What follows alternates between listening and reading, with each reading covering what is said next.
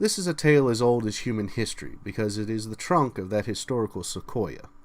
The fight between city and country has been waged wherever humanity has stopped herding and hunting for sustenance and began planting crops. It is mainly benign in its beginnings. Humanity gathered together to share the bounty of the land and give protection to one another. Over time, issues arise between people, and justice is met out by the stronger of the two parties.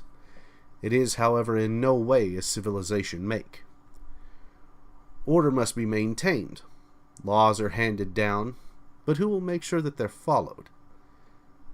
Well, in walks just the man, mostly, to do just that. From amongst the masses, a man is declared king. As no edict from a king has ever enforced itself, the new ruler gathers under him a band of openly admitted hitmen. First, beneficent reigns. Then, over a succession of generations, legalized lawlessness becomes the norm.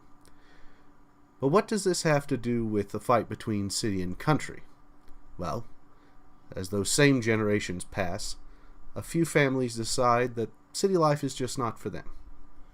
Too many rules, too much law-enforced violence, not a good place to raise kids. So they leave. They get out far past the influence of the city and find more freedom in the country than they ever had.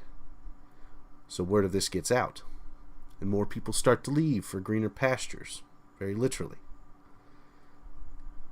This then has a great impact on the royal coffers. The king sees that the masses are fleeing and declares them all part of the land.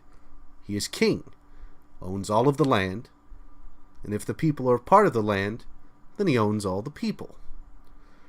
Those that thought that they were strong go up to meet the king to demand their freedom. These now rightfully named peasants run into not the so secret of weapons of the king, his now well-paid, from slave labor, openly admitted hitmen.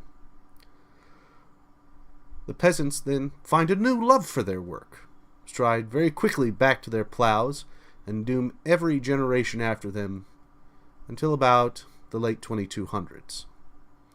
Why the late 2200s? Because slavery is still alive and well at being in the 21st century. And just because you do not have chains on your feet does not make you free. The chains of the mind are heavier than any shackles, cost no money to produce, and leave no mark upon the body to show the youngest among us the scars. Maybe by the year 2200, we'll have finally ended this madness.